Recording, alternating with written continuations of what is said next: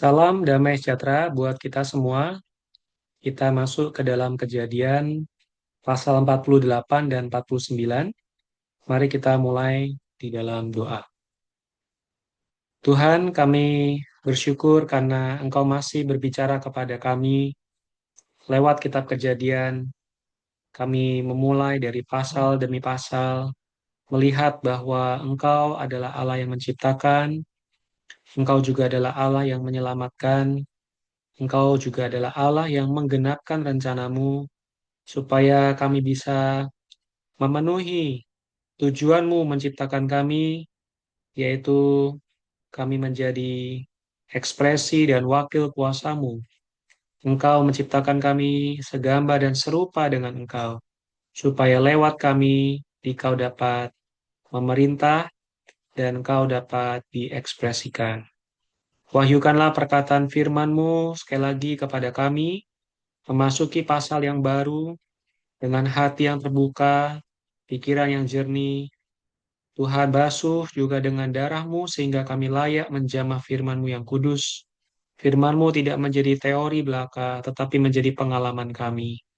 Kami boleh bertumbuh di dalam iman kami sebagai orang-orang Kristen yang normal, yang boleh menyambut kedatangan-Mu kembali untuk kedua kalinya. Terima kasih Tuhan. Amin.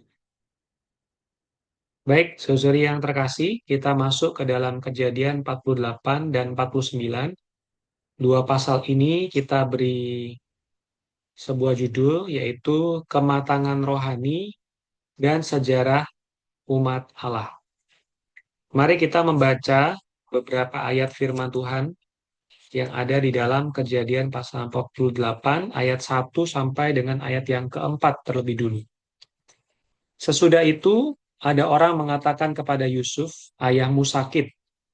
Lalu dibawanyalah kedua anaknya, Manasye dan Efraim. Jadi Manasye yang sulung, Efraim yang bungsu. Ayat 2, ketika diberitahukan kepada Yakub, telah datang anakmu Yusuf kepadamu, maka Israel mengumpulkan. Maaf, ini ada salah ketik ya. Mengumpulkan segenap kekuatannya, dan duduklah ia di tempat tidurnya. Berkatalah Yakub kepada Yusuf, Allah yang Maha Kuasa, atau El Shaddai, telah menampakkan diri kepadaku di Luz di tanah Kanaan dan memberkati aku. Serta berfirman kepadaku, akulah yang membuat engkau beranak cucu, dan aku akan membuat engkau bertambah banyak dan menjadi sekumpulan bangsa-bangsa. Aku akan memberikan negeri ini kepada keturunanmu untuk menjadi miliknya sampai selama-lamanya. Jadi kita melanjutkan di mana kisah yang sebelumnya, Yakub dan anak-anaknya yang lain, ya, saudara-saudara Yusuf, berjumpa dengan Yusuf di Mesir. Ada sebuah reuni. Mereka tinggal di Mesir karena bencana kelaparan itu melanda negeri Kanaan juga. Dan pada suatu momen yang kita lihat di sini, Yakub telah lanjut usia dan sakit. Nah, kemudian Yusuf membawa Manasye dan Efraim untuk diberkati oleh Yakub. Di sini ada sebuah hal yang kita lihat mirip dengan apa yang dialami oleh Abraham dan Ishak, yaitu Yakub menyebut Allah sebagai Allah yang Maha Kuasa atau El Shaddai. El Shaddai artinya Allah yang serba cukup, Allah yang mensuplai, Allah yang memenuhi segala keperluan Yakub. Allah yang demikian ini telah membimbing Yakub sampai pada hari itu, memberikan berkat, bukan hanya berkat secara materi, tetapi juga memberikan keturunan sesuai dengan apa yang Tuhan dambakan, yaitu memenuhi seluruh bumi. Ini juga sangat sesuai dengan apa yang Allah dambakan di dalam penciptaan manusia. Karena ketika kita kembali ke Kejadian pasal 1 ayat 22, kita melihat bahwa manusia diberkati oleh Allah itu sendiri untuk makin bertambah banyak dan memenuhi seluruh bumi. Bukan hanya untuk berkembang biak, tetapi juga untuk menyatakan gambar dan rupa Allah di muka bumi ini. Jadi, saudara-saudari, Alkitab konsisten dari pasal 1 sampai dengan pasal 48 ini, Allah kita adalah Allah yang ingin mendapatkan manusia sebagai ekspresi dan wakil kuasanya di muka bumi. Maka kalau kita menjawab panggilan Allah ini, dan kita mau memiliki hidup sebagai manusia yang bermakna, kita perlu mengenal tujuan Allah menciptakan kita. Sehingga keluarga kita, keturunan kita juga perlu ada di dalam tujuan dan rencana Allah ini, yaitu menjadi ekspresi dan wakil kuasanya. Nah, mari kita lanjutkan ya. Di pasal 48 ayat 5, kita akan melihat adanya sebuah kejadian di mana Yakub memberkati anak-anak Yusuf, yaitu Efraim dan Manasye. Di sini ada satu poin yang penting, ya, yaitu pergeseran hak kesulungan. Yang kita tadi sempat bahas, Yakub dalam usia yang lanjut ini, dia mengalami kematangan rohani, ya.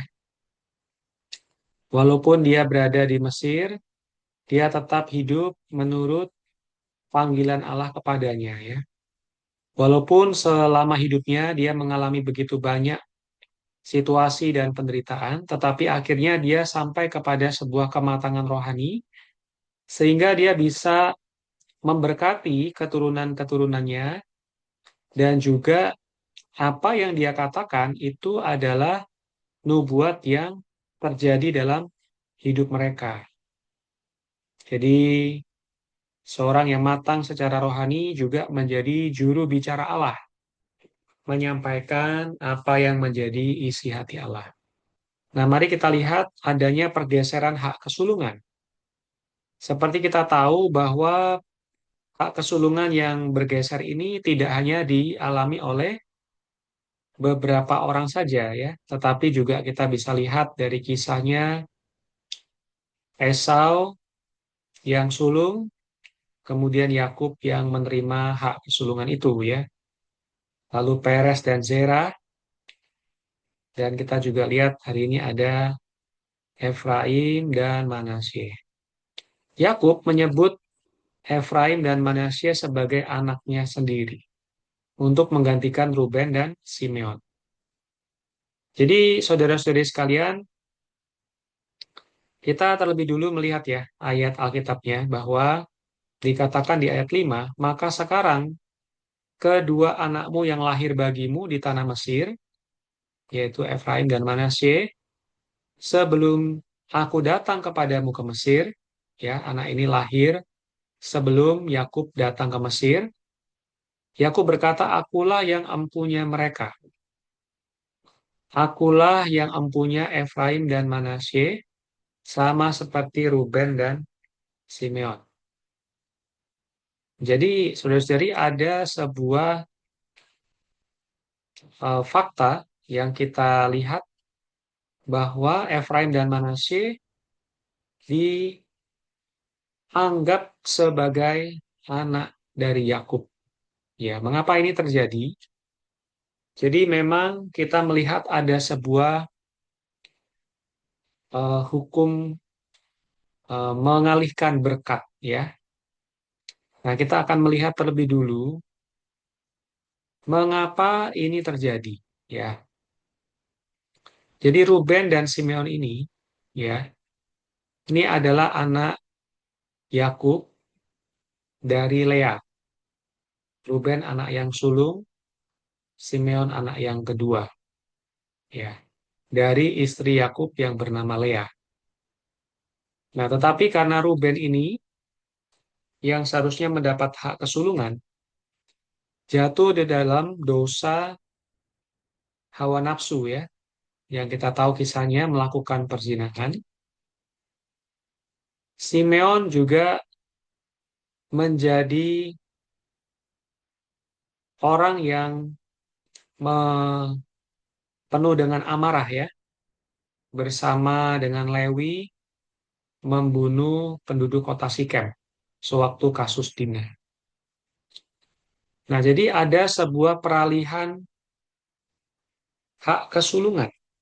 Ya, hak kesulungan ini yang harusnya diperoleh oleh Ruben sebagai anak sulung dari Yakub beralih kepada Yusuf, anak dari Rahel. Ya, saudari, kita perlu tahu bahwa hak kesulungan itu bisa bergeser. Ini bukan semata-mata karena urutan kelahiran secara biologis, tetapi bisa diubah.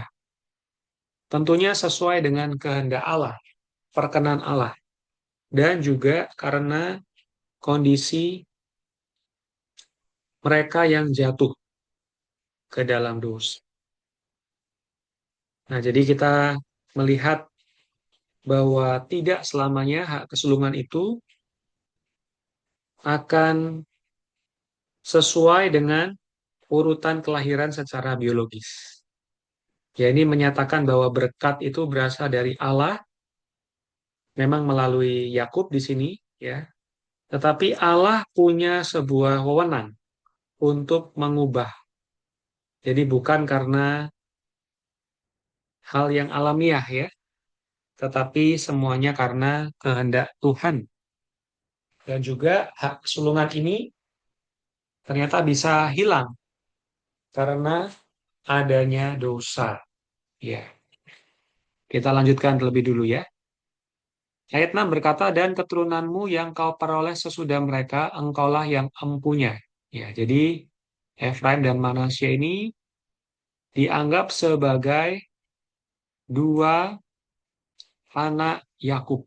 Ya, mewarisi bagian ganda yang harusnya diperoleh oleh seorang anak sulung. Ya, jadi hak kesulungan itu mencakup yang pertama adalah ada berkat ganda, warisan ganda, pembagian tanah, ya, double portion.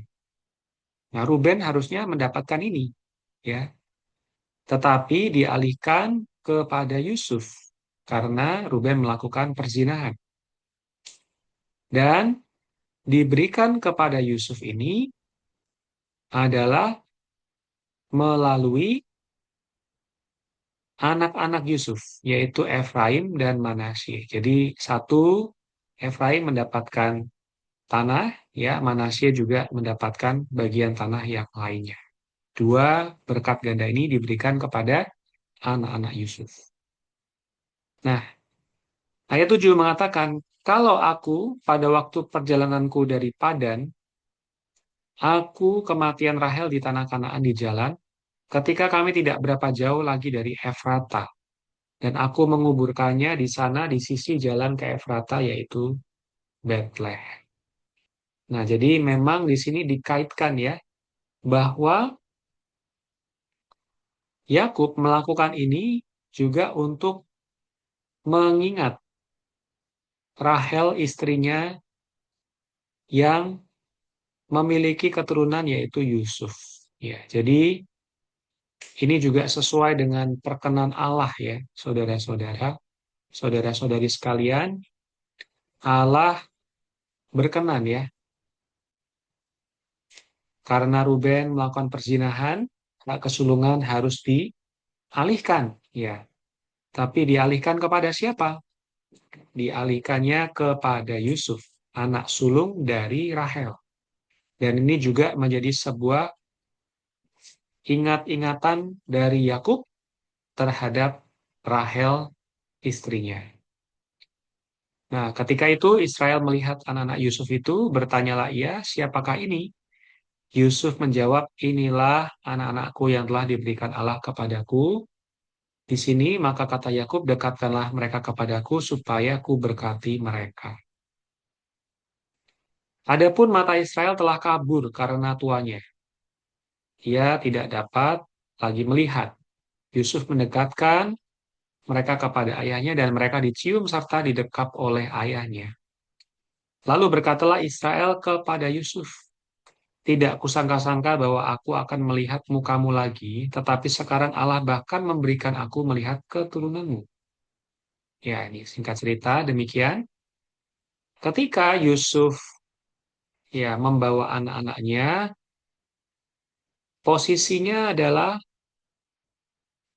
Manasye itu adalah anak sulung. Jadi ada di posisi di mana tangan kanan Yakub memberkati. Efraim adalah yang bungsu dan posisinya adalah di dekat tangan kirinya Yakub. Nah, tetapi Yakub menyilangkan tangannya. Ya, ayat 14 mengatakan Israel mengulurkan tangan kanannya dan meletakkannya di atas kepala Efraim walaupun ia yang bungsu. Tangan kirinya di atas kepala Manasye. Jadi tangannya bersilang walaupun Manasye yang sulung. Jadi sekali lagi momen tentang pergeseran hak kesulungan terjadi lagi. Ya, dari Ruben kepada Yusuf, dari Manasye kepada Efraim. Nah, ini kita juga tidak dapat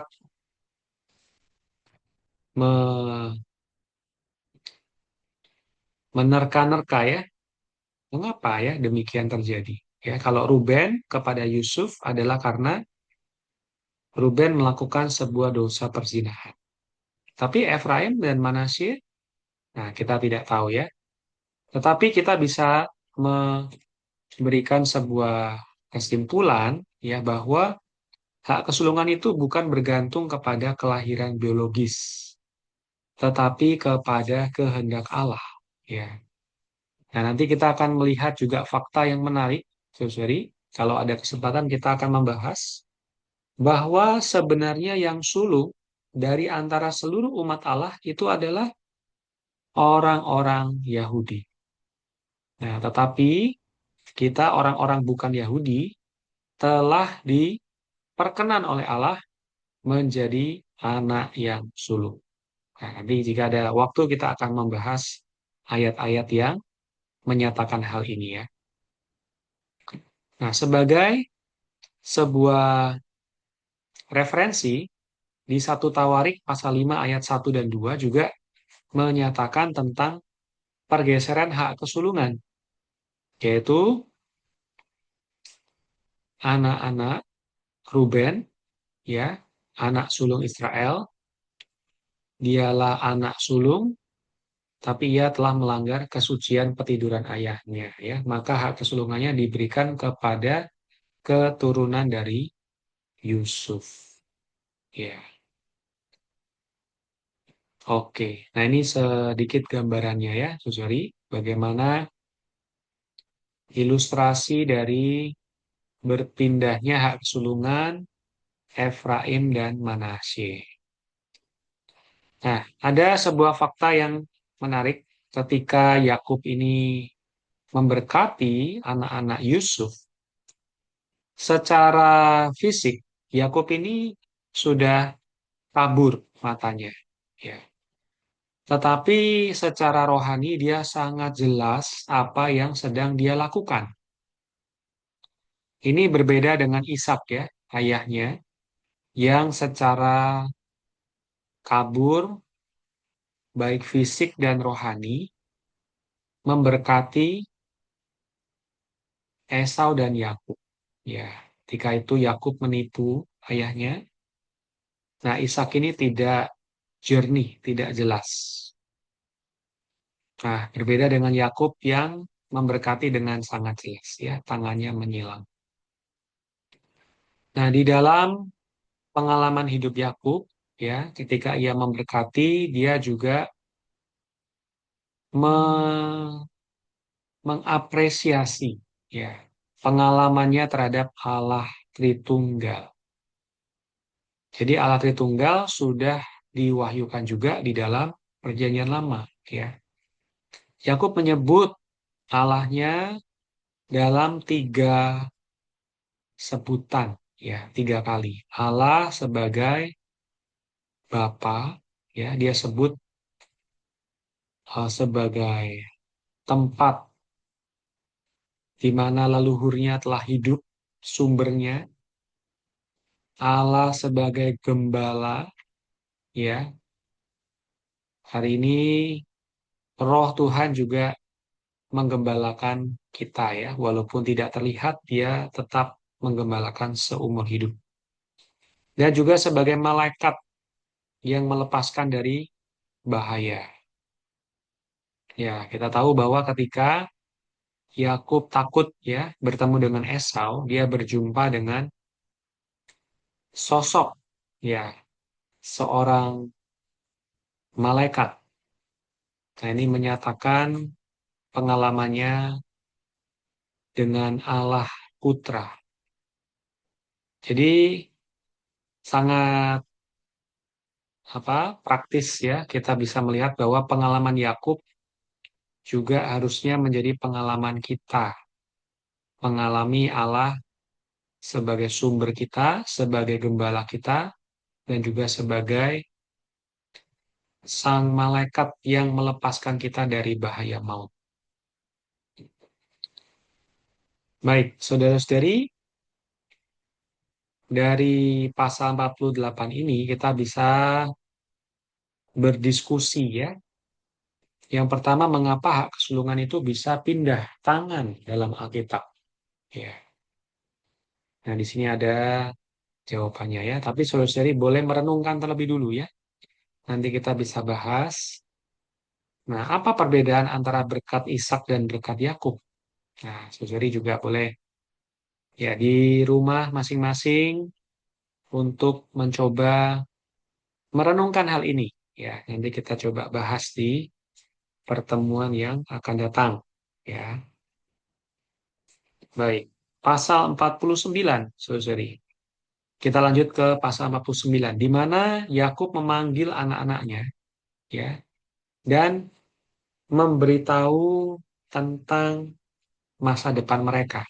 Ya, mereka diberkati. Nah, kita akan lihat eh, kisah ini ya. Ini menarik, saudara-saudari.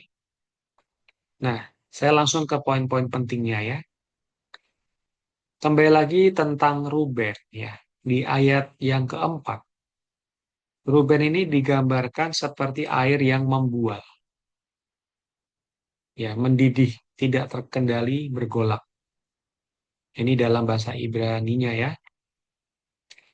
Yang berarti dikuasai oleh hawa nafsu, ceroboh, tidak stabil, tidak dapat diandalkan. Nah, jadi ini adalah perkataan yang pertama ya kepada anak-anak Yakub, yaitu Ruben dulu. Pertama, engkau yang sulung. Ya, tapi engkau tidak menjadi yang terutama.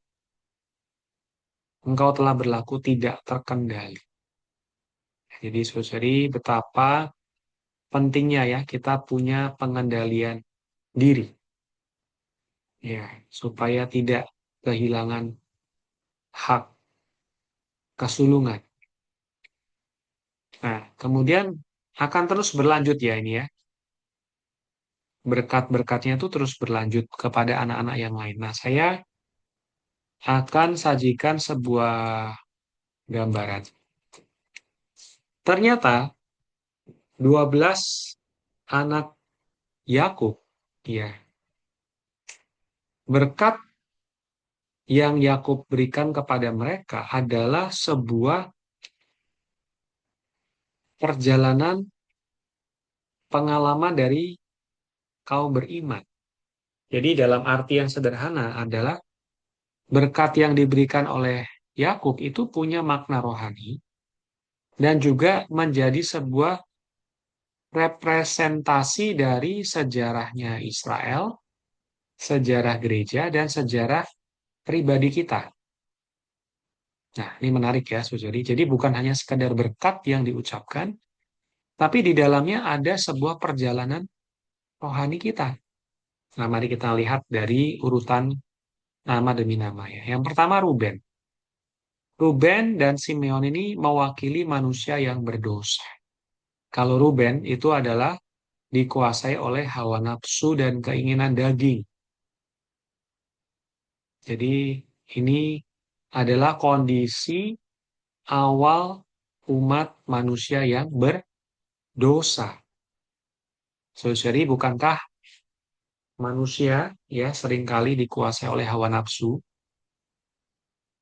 Lalu yang kedua adalah Simeon yang menggambarkan sifat manusia yang penuh dengan amarah.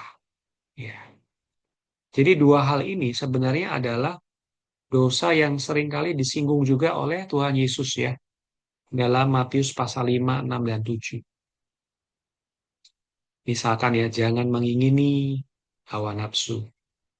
Jangan membunuh, mengacu pada amarah, dan seterusnya. Nah, jadi hawa nafsu dan amarah ini bisa kita lihat di dalam diri Ruben dan Simeon. Nah, tetapi perjalanan kita, kita diselamatkan dari kondisi yang awal ini, saudara-saudari. Ruben dan Simeon. Nah, kita masuk ke Lewi. Lewi mengalami sebuah transformasi. Awalnya dia juga orang yang bersama-sama dengan Simeon ya, melakukan pembunuhan yang sangat eh, ya sangat sadis ya terhadap penduduk kota Sikem. Nah, tetapi Lewi ini pernah membela umat Allah ya. Ketika orang Israel ini menyembah anak lembu emas. Nah, Lewi ini ya adalah gambaran dari orang dosa yang mengalami keselamatan. Ya, diubah dari orang dosa menjadi imam-imam. Orang yang melayani Allah. Lalu lanjutnya Yehuda. Ya, karunia keselamatan itu membuat kita melayani Allah sebagai imam. Tetapi juga di sisi yang lain kita diubah menjadi raja yang memerintah bersama Allah. Nah, Yehuda ini mengalami pengubahan ya. Awalnya dia adalah seorang yang penuh juga dengan hawa nafsu ya.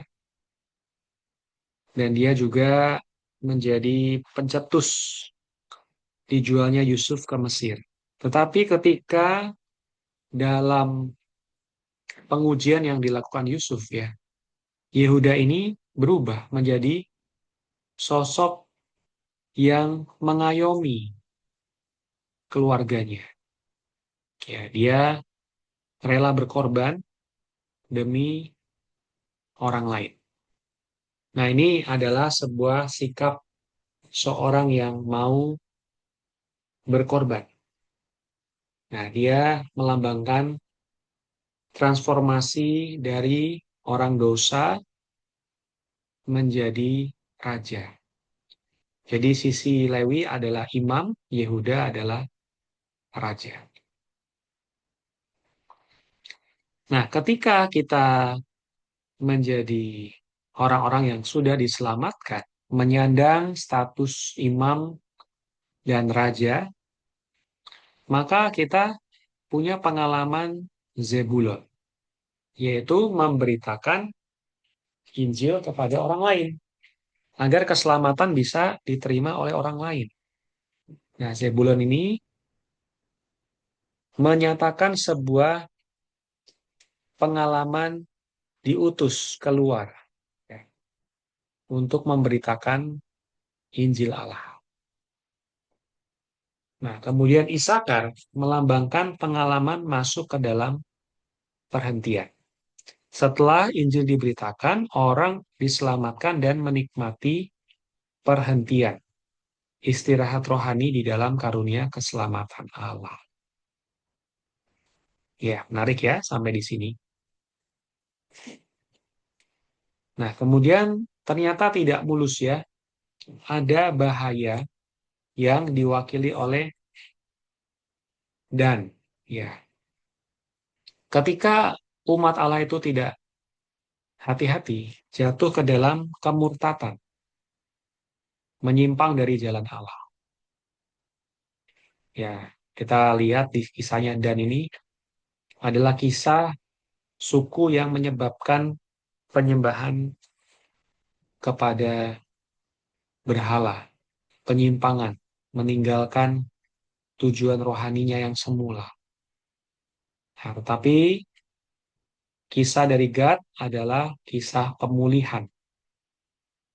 Ya, pada Gad kita melihat adanya tobatan, pemulihan dari kondisi yang jatuh. Nah, setelah bertobat, dipulihkan, maka mengalami pengalaman asyir, yaitu kelimpahan di dalam hayat. Ya, dipuaskan, diberkati, dan berlimpah dalam segala segi rohani. Dan pengalaman Naftali, yaitu pengalaman kebangkitan. Ya, Naftali digambarkan seperti rusa yang melompat-lompat, ya, menggambarkan kelincahan, kebebasan, dan kelimpahan hayat. Nah, kemudian dalam tahap yang selanjutnya, kita mengalami pengalaman Yusuf, yaitu menang dan memerintah melalui menggembalakan orang lain. Ya, meskipun mengalami banyak penderitaan, dikhianati, ya tetapi menjadi saluran berkat bagi orang lain. Nah, kemudian pengalaman yang terakhir, ini adalah puncak pengalaman, yaitu pengalaman Benyamin. Ya. Nah, Benyamin ini menggambarkan kehidupan yang tinggal di dalam penyertaan Tuhan selama-lamanya. Nah, ini digenapkan di dalam Yerusalem baru sebagai penggenapan dari tempat saling huni ya antara Allah dan manusia. Saudari dapat melihat ayat-ayatnya ya nanti satu persatu berkat-berkat yang dialami oleh 12 suku ini dan merenungkan kembali ya pengalaman rohani kita semua. Nah, jadi saudari dalam 12 anak Yakub melambangkan sejarah gereja dan pengalaman rohani dari setiap orang beriman. Dari orang dosa ya diselamatkan, lalu memberitakan Injil, menempuh hidup gereja dalam perhentian, dan mengalami kemenangan yang sempurna. Baik, saudara-saudari sekalian ya, semoga kita bisa diberkati oleh kejadian 48 dan 49 ini. Kita nanti bisa berdiskusi kembali apa arti dari silo. Ya, ketika membahas tentang berkat pada Yehuda disebut silo, yaitu damai sejahtera ya. Dan bagaimana kisah tentang Dan dan Gad yang menggambarkan dinamika dalam hidup beriman. Ya, sebagai kaum beriman, terkadang kita mendambakan kehidupan kita lancar ya, terus naik ya, terus maju di dalam rohani, tetapi ada sebuah pengalaman kita naik turun. Nah, ini ternyata adalah pengalaman yang diwakili oleh dan Gad. Tuhan memberkati saudari ya. Silakan saudari yang lain setelah pemberitaan ini bisa merenungkan kembali ya atau mungkin mengajukan pertanyaan nanti bisa disampaikan secara pribadi kepada saya.